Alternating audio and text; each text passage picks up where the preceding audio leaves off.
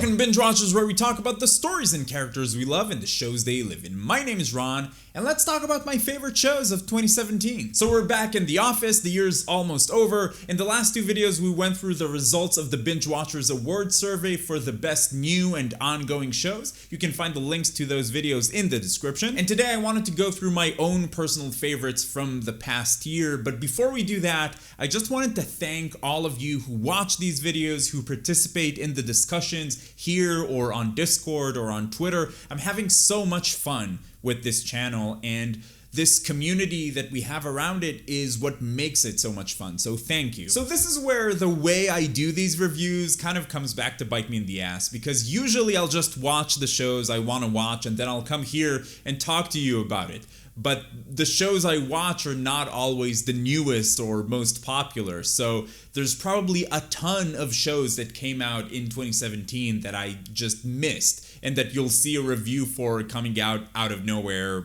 in like 2019. But out of the shows I have watched, here are my top 8 of 2017, which was a pretty damn solid year for TV. Number 8 goes to season 3 of Rick and Morty. I just love this season so much. Tales from the Citadel, or the Reclantis mix-up, is probably my all-time favorite Rick and Morty episode.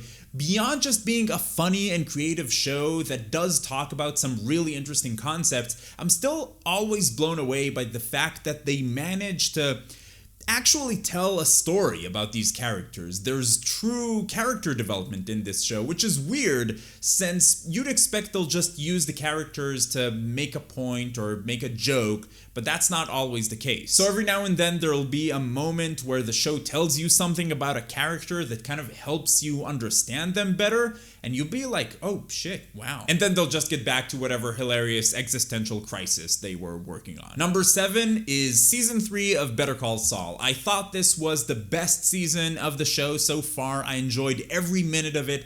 I talked about it on my top 10 ongoing shows video, so I won't get into it too much here. I just want to say that there are some shows that feel like they're made by an all-star team of filmmakers, from the writing to the cinematography to the clever little things you can pick up on, and it's just a pleasure to watch. And this show is definitely one of those shows. I do feel they need to kind of get going with the whole Saul Goodman thing, but I'll be watching this show for as long as they make it. Number 6 is Mindhunter, the David Fincher produced Netflix show. It's another expertly made show. It's weird because this is one of those shows where the dialogue doesn't feel real. People don't talk like that, just like people don't talk like Aaron Sorkin characters, but it's still so good, so it's just like that with Mindhunter.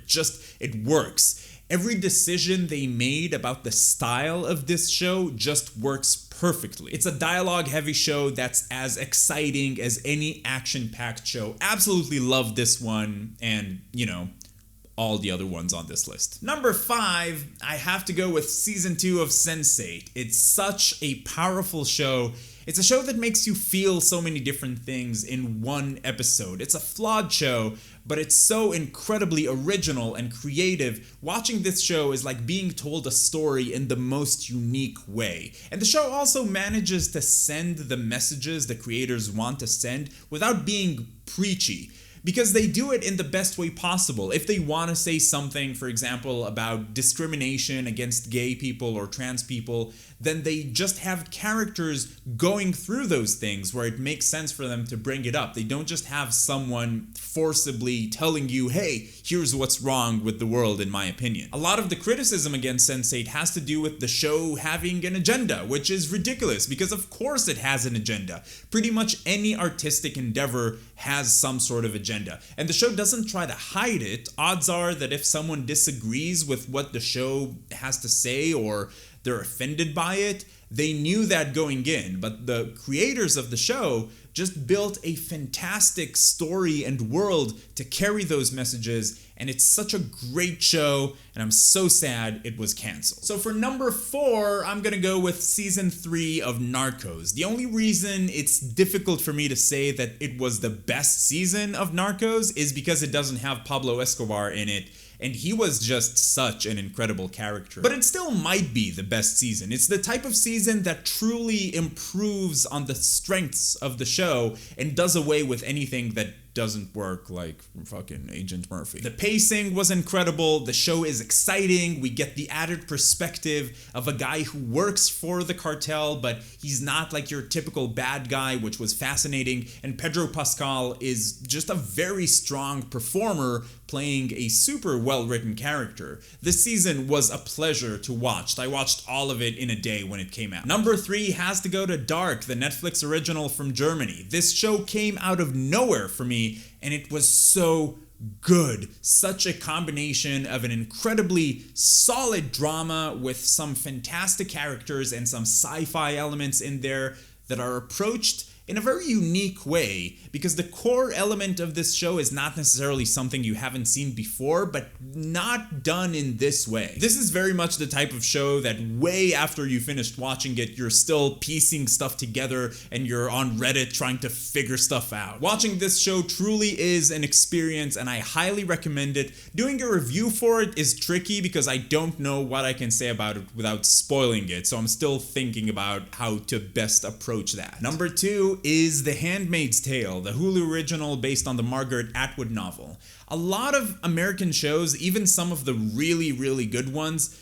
have this layer of polish on them that prevents certain characters from feeling real, and then it's hard to feel the emotional impact of something that happens. Not all shows, not all American shows, but a lot of them have this sort of weird layer on top of them. You know what I mean? Where everyone is just like a little too pretty, and there are some aspects of them you don't see, and they just don't feel like people. The Handmaid's Tale is not one of those shows. This is a story that shows all sides of a character. The pretty, the ugly, and this show hits hard. The story it tells almost feels too real. This is the type of show that can make you uncomfortable. It tells a fascinating story, and Elizabeth Moss has to be one of the best performers in TV working today. For me, this was hands down the best performance of the year. It goes without saying at this point, but this is one of my absolute favorite shows of the year, and it's shaping up to be one of my all-time favorites. And my number 1 is another one of my all-time favorites, the exquisite Season 4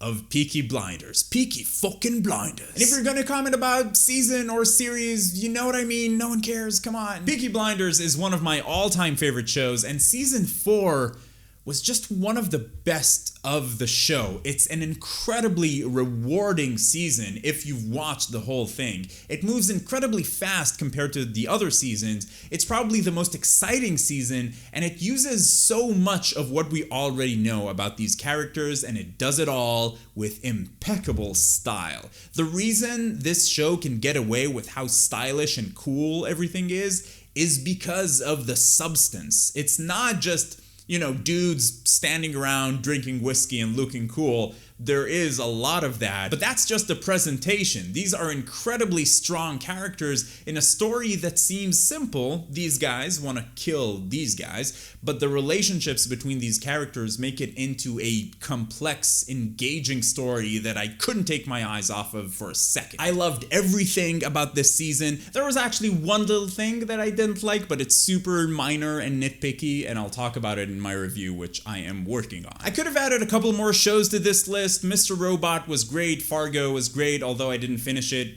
yet, which is why I couldn't put it in this list. Stranger Things Season 2 was good, I liked it a lot, but I can't say I loved it enough to say it was one of my favorites. Season 1 would have been on this list had I made it last year. If you've been watching this channel for a while, another notable show that wasn't on the list might be Season 10 of Doctor Who. I am a huge Doctor Who fan. It's one of those things where it's more than a show for me and for lots of other fans. Season 10 had some good episodes in it. It had some cool stuff going for it. I made a video about it. But overall, I just didn't think it was a great season. And I was tempted to put it on this list just because it's Doctor Who and I love Doctor Who, but I really wanted to just talk about the seasons of shows this year that were, in my opinion at least, the best in terms of just how much I enjoyed the show itself. And Season 10 of Doctor Who just wasn't that good.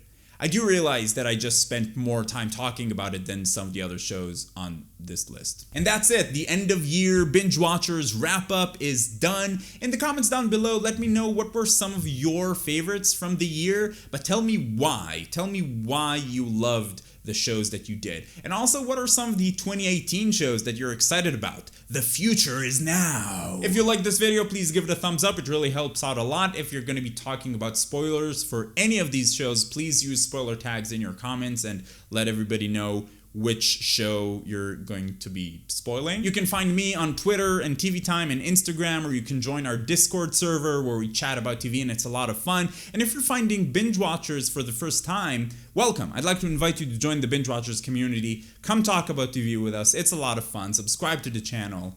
But in any case, keep binging, and I will see you next time.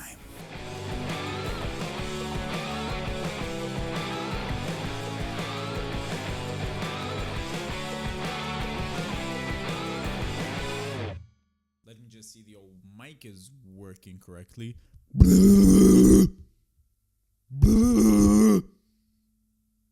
Yep, looks good.